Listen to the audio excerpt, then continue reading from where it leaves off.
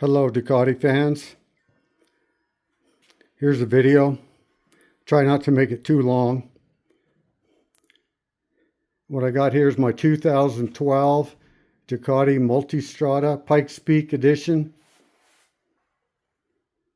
And I'm dealing with the rear brake problem that I've dealt with before. I've had this bike for about 6 years. And I did several brake bleeds on it already. Including the vertical caliper brake bleed, which I'm attempting now with a little twist.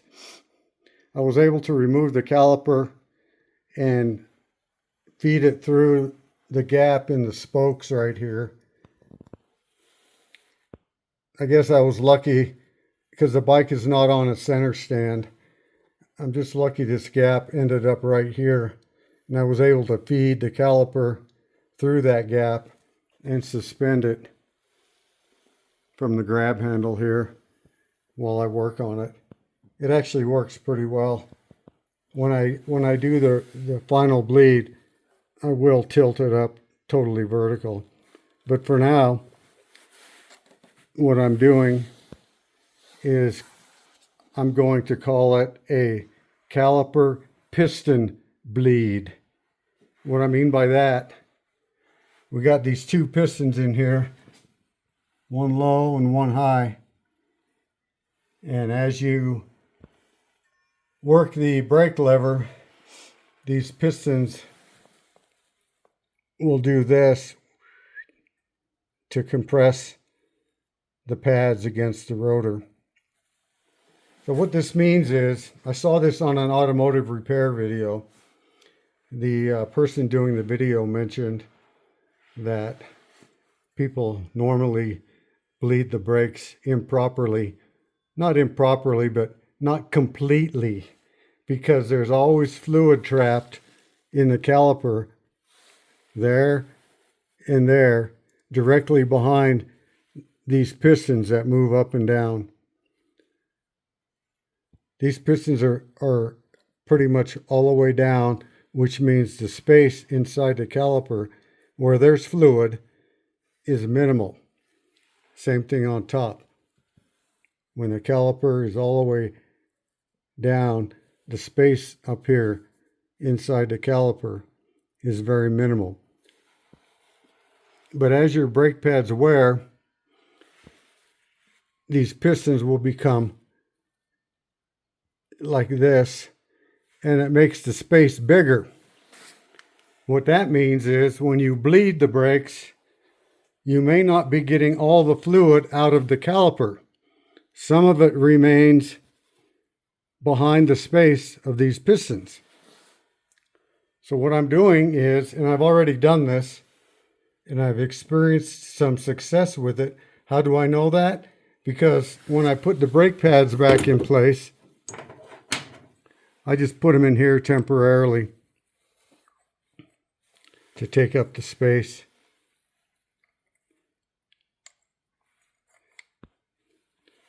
And then I'll put in this piece of wood.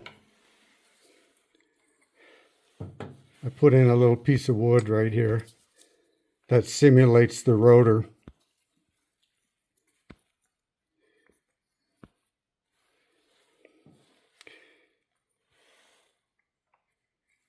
Now this simulates installation where I have the brake pads and a rotor. And when I start pumping the brake lever, it will compress. And when it's all compressed as if it were on the bike, I noticed right away my brake pedal starts biting, like right there. And before, this thing would go all the way down and bottom out the master cylinder piston. So I know now that when this is back on the bike and the rotor is right there instead of a piece of wood, that brake pedal bites right away. So my theory is, and I bled both of these calipers piston the pistons, the space behind the pistons, I bled out. So what you do, you get your brake pads out. I'm going to try to do this with one hand. I'll pump the brake pedal, and you could see as I do that, look at the one on the top, it starts coming down like it's actuating. And what you want to do is get one of them all the way flat, and you don't want to pump this. You keep pumping it, eventually the piston will come completely out of the caliper. Then you'll have to put it back in. So I don't go down too much more than that. I just don't want to deal with having to reinsert the piston back in the bore.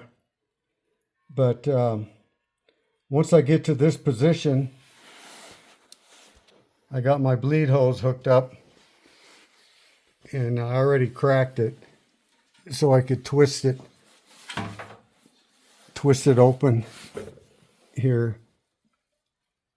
by hand, just enough to block it. Anyway, once you're in this position and you got your pistons, I usually do one at a time, but I'll get a pair of channel locks and I'll try to push down.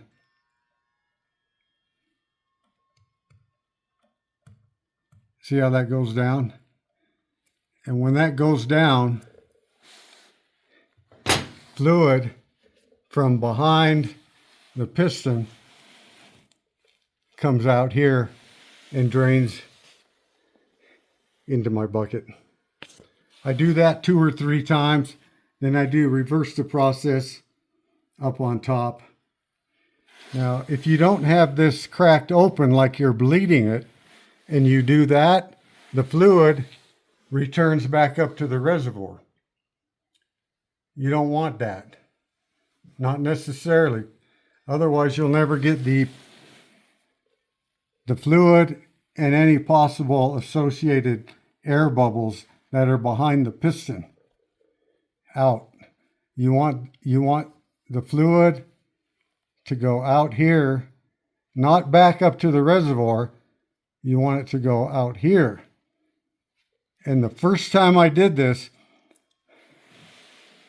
a lot of bubbles came down this hose here, a lot of bubbles.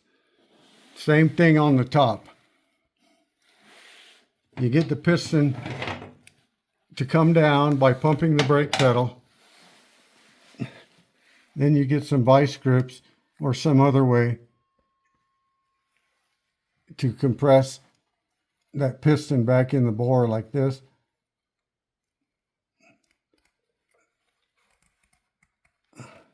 Sometimes you gotta, if you come down too far, you gotta work your way around this little piston so it'll start moving in the bore.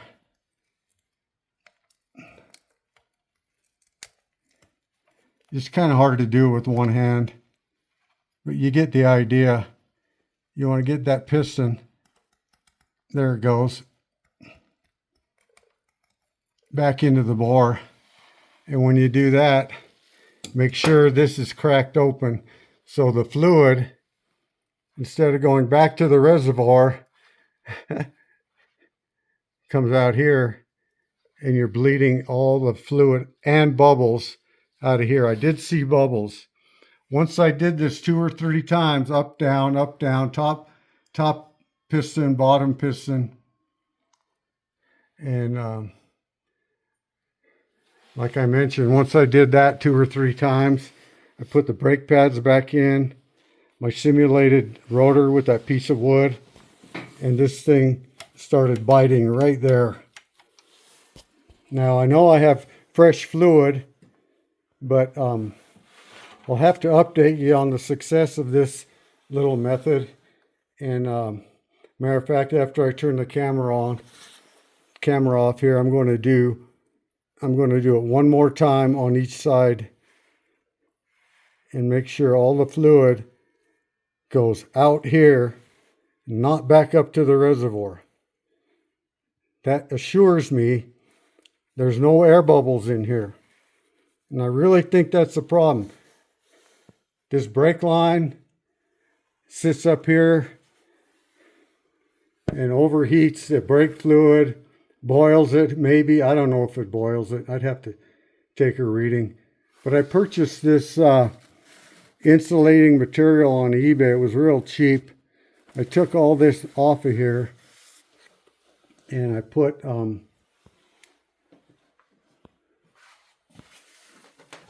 this insulating material around the brake hose, the brake line.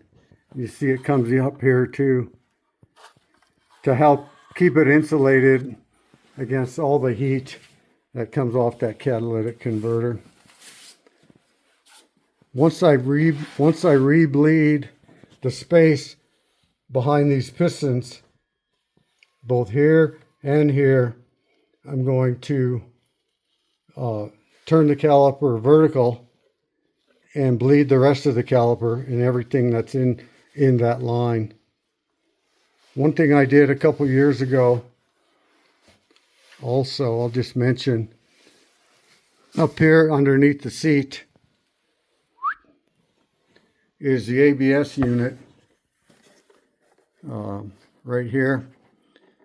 And I do believe this ABS unit is divided internally, and the rear brake is separate from the front brake. And I put on these little nipples here, these bleed nipples on the ABS unit. I think it was a waste of time doing the bleed nipple on the front brakes. This is the one for the front. This is the one for the rear. You could tell it says rear, R for rear, over here's front. So I never mess with this one. The front works great. I bled these last week, just the standard procedure, using that reservoir. I also did the clutch reservoir. I did the whole thing, calipers left and right. But I have no problem with the front brakes. They work excellent. It's this dreaded rear brake that I'm trying to figure away. So anyway, when I'm done, I will put my my bleed hose on here and bleed. I'll bleed the ABS pump while I'm bleeding the caliper. Because when you bleed brakes on this particular bike, the master cylinder for the rear is right here. And it gets its fluid from this reservoir right here. So you have to keep filling this up as you bleed. So when you do this on a bleed, it's taking fluid from here. It's going down to the master cylinder, and it takes this little hose right here. And what it does is it goes up to the ABS unit first and enters in. This is the same hose right here. Goes into the ABS unit, then comes out another hose and makes its way down to the caliper. So that's basically how you really want to bleed this system. You need to bleed that ABS unit also, but the bikes do not come with that bleed nipple. You have to buy that. I bought that separately on the internet. I can't even remember where. I think it came from England. I'm in the United States here. So every time I bleed this rear brake, when I'm done with that, I'll bleed the ABS also. But when I do this on the ABS, the first time I did it, you would not believe how many air bubbles came out of this bleed port into my can. Oh my God. And I know it wasn't leaking because I put my hose on here and then I put a clamp on it. So no air could come in. But it don't matter because I was forcing the fluid outward into my bottle. And man, I blew like 3, 4, 5, 6 pumps on that brake lever until there was no bubbles. There was a ton of bubbles in this thing, a ton. But now when I bleed it, it seems to be just solid fluid. But I think the problem is with this brake is some bubbles get in this caliper. When you bleed it, even vertically, you're not getting all the bubbles out from behind the pistons. So I'm going to try this. No guarantee, but I bled this bike the other day without doing this, and the pedal would still go all the way down. I mean, it would just bottom out on that piston on the master cylinder. So now, like I said, when I put the brake pads, my piece of wood in there, simulating the rotor, and the other brake pad, and as soon as I pumped it, all that space got taken up, and the brake pedal started biting like right there. And I mean, you could not press down. So anyway, I hope this works.